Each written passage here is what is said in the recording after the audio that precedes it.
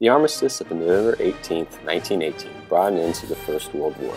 Leaders from around the world convened for the Paris Peace Conference, notably Georges Clemenceau of France, Lloyd George of England, and Woodrow Wilson of the United States. Together, these men helped create a document that came to be known as the Treaty of Versailles, one they hoped would set the stage for a peaceful future. But such was not to be the case. Upon his return, Woodrow Wilson encountered a wave of isolationist sentiment in America, and it would be this, along with failure to compromise, that would lead to the defeat of the treaty in the U.S. Senate.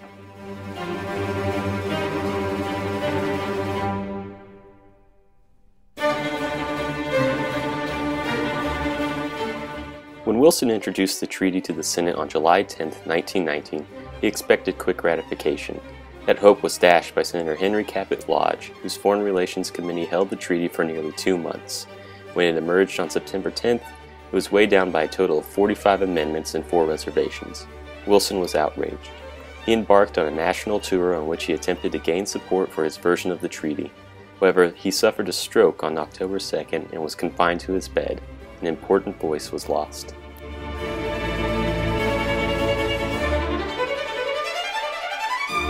Americans had become ever more isolationist and viewed the League of Nations with suspicion.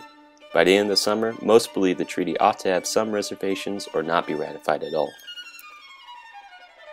In the Senate, Lodge's amendments garnered support from isolationist Republicans but lacked the votes for passage. Most senators agreed the treaty needed some reservations, and on November 6th, the treaty re-emerged from Lodge's Foreign Committee with only 14 reservations.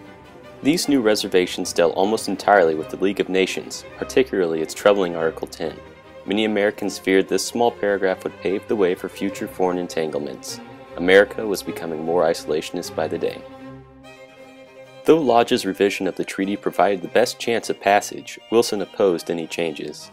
He wrote a letter to Democratic senators exhorting them to vote against the Lodge reservations. On November 19th, the treaty was defeated. The Senate worked to reach a compromise throughout the winter, but it became apparent that many senators wanted reservations and Wilson did not. The Senate again voted on the treaty on March 20th, 1920, only to see it defeated, a mere 7 votes short of passage. The Treaty of Versailles was dead. The defeat of the treaty shocked Europe, which was left to cope with a weakened League of Nations and an angry Germany. The death of the Versailles Treaty ruined Wilson's political clout, while also setting the course for greater American isolationism. The death of the treaty ended in Wilson's great push for a world without war. Had the treaty passed and America remained active in the world, it is possible the rise of a new, militant Germany could have been prevented and a Second World War avoided.